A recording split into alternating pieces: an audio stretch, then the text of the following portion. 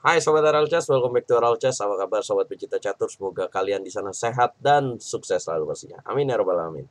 Terima kasih karena kalian sudah klik video ini, dan di video kali ini Chess akan bahas tentang duel dua bintang catur dunia. Ya, dua-duanya ini calon juara dunia, teman-teman. Dan keduanya berasal dari Asia. Yang satu berasal dari India, Nihal Sarin. Yang satu lagi juara dunia catur cepat termuda sepanjang masa, Nodirbek Abdusattorov, berasal dari Uzbekistan. Nah, teman-teman, mereka bertemu dalam turnamen Belgrade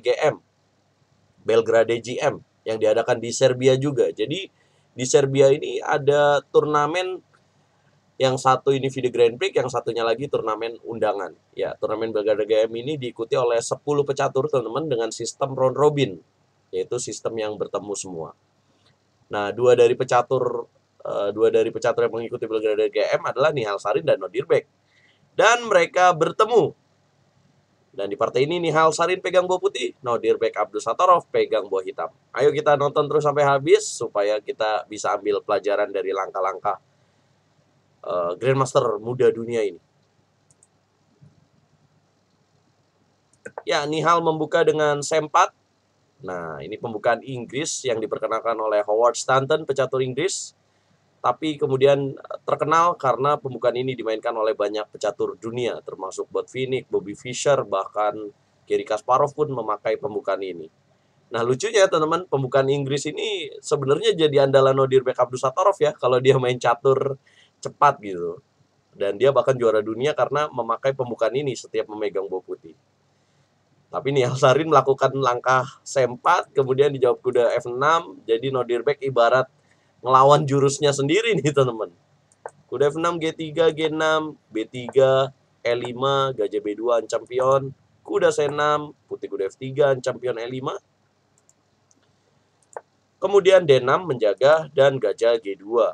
Kemudian gajah G7, rokade, D3, benteng E8. Kemudian kuda C3 dan kuda D4.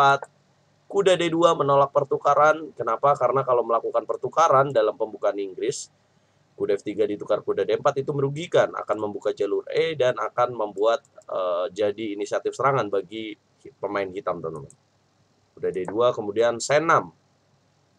Tidak memberikan ruang bagi kuda putih Nihal Sarin untuk loncat ke petak D5. Dan di sini juga menutup ancaman dari gajah Fianchetto di petak G2 mengancam pion B7 ya, guys.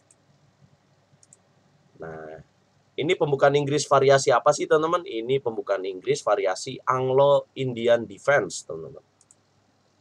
Kemudian Nihal Sarin melanjutkan dengan E3, ancam kuda petak D4, kuda F5, kuda D2 E4, kemudian H5, coba menyerang dari sayap raja, pemain hitam. H3 menunggu. Apabila hitam melanjutkan H4, maka akan dijawab dengan G4. Kemudian kuda H7 dimainkan Nodirbek Abdusattorov dan B4.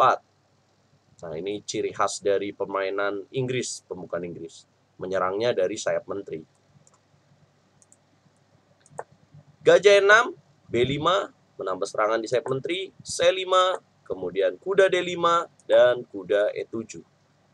Tidak memberikan waktu yang lama untuk perwira dari Nihal Sarin stay di petak D5, kemudian jawab kuda E C3.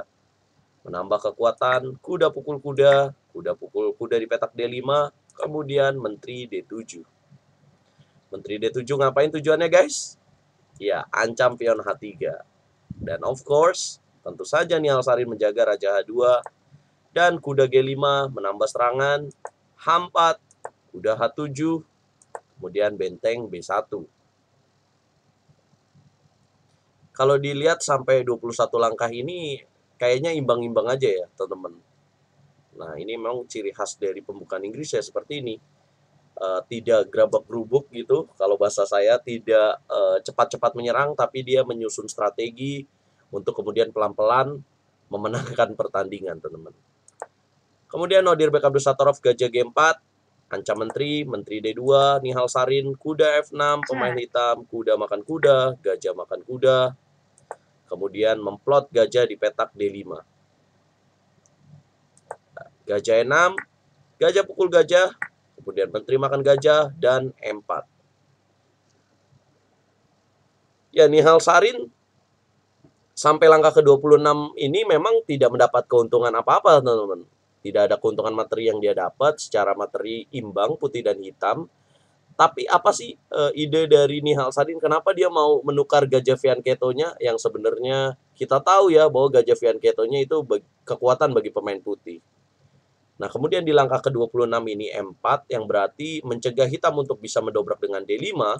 Dan di sini terlihat bahwa Nihal Sarin ingin manfaatkan satu-satunya peluang di sini dengan mendobrak F4 dari jalur F-nya ini, teman-teman.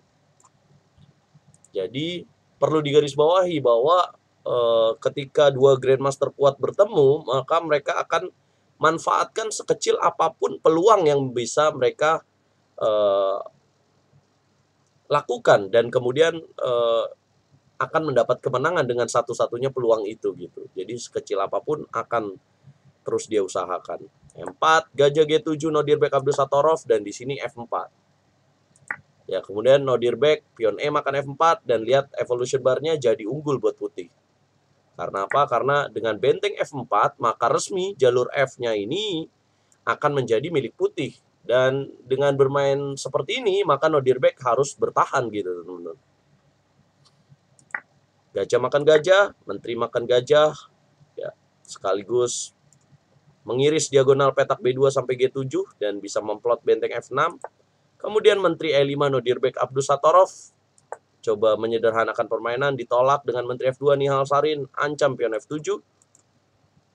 Nodirbek jawab benteng E7 dan ditambah lagi satu benteng beralih ke petak F1 menambah ancaman ke petak F7.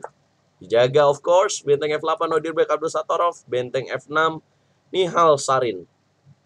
Ya, memplot bentengnya untuk mengancam pion di petak D6 dan sekaligus punya ide ambil pion G6. Membuang bentengnya untuk mendapatkan benteng di petak F8. Tentu saja Nodirbek tahu rencana dari putih, Raja G7. Kemudian Raja G2 Nihal Sarin bermain dengan posisional, menunggu situasi yang tepat untuk meraih kemenangan. Benteng D7, kemudian A4, menteri E7, A5 Nihal Sarin, menteri E5, dan menteri F3. Ini ibarat main bola ini setengah lapangan ya teman-teman, karena di sini hitam cannot do anything gitu kalau bahasa Inggrisnya, nggak bisa melakukan apapun, hanya menunggu kira-kira ide dari putih apa nih, dan dia harus siaga satu lah untuk itu gitu. Menteri E7 bolak-balik, benteng F2, benteng H8, kemudian putih menteri F4, benteng H7, dan E5. Dobrakan dari Nihal Sarin yang sekaligus melonjakkan evaluasinya. Nah, kira-kira ada apa sih di langkah E5 ini, teman-teman? Saya pengen teman-teman kalkulasi nih dan coba pause videonya. Apa yang akan terjadi jika hitam makan dengan pion, dan apa yang akan terjadi jika hitam makan dengan menteri? Ya, tepat sekali. Tapi di sini justru milihnya Nodirbek Abdusattorov makan dengan menteri. Nah, coba kita bahas bagaimana jika makannya dengan pion. Maka jika makan dengan pion di sini Nihal Sarin akan tepat sekali benteng makan pion F7, skak, dan jika dimakan kemudian menteri makan pion E5. Jadi akan terjadi dua benteng ditukar dengan menteri, tapi putih akan mendapatkan keunggulan ruang dengan menterinya ini dan akan mendapatkan pion. Contoh, apabila Raja H6, maka di sini akan menteri E3 skak. Apabila Raja G7, kemudian benteng makan menteri. Benteng makan menteri, kemudian menteri C5. Ya.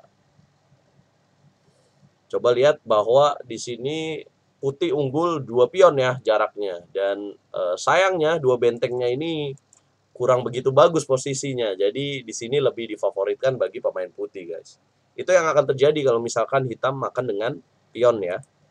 Nah, karena dalam prakteknya, dalam partainya Nodirbek Abdusattorov menteri makan pion. Kemudian benteng makan pion F7, benteng makan benteng, menteri F7. Nah, mungkin akan jadi pertanyaan ya, kalau misalkan Raja G8 gimana Bang? Ya kalau Raja G8 mati ya teman-teman.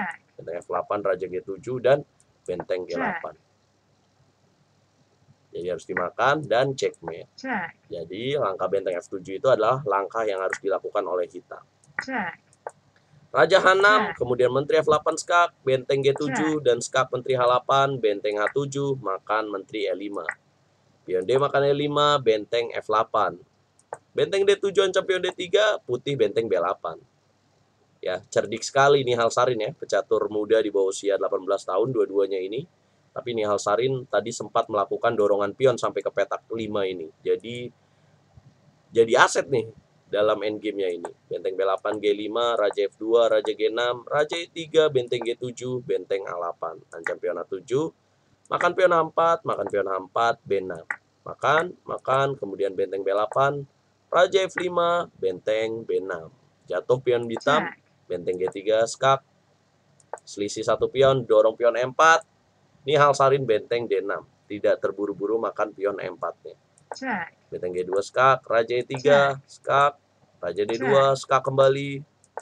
Terjadi bolak-balik langkah, namun akhirnya Nihal Sarin percaya diri dan merubah langkahnya Raja F2. Kemudian benteng F3 skak, Raja E2 dan benteng H3. Mungkin akan jadi pertanyaan ya, kalau misalkan makan gimana, Bang?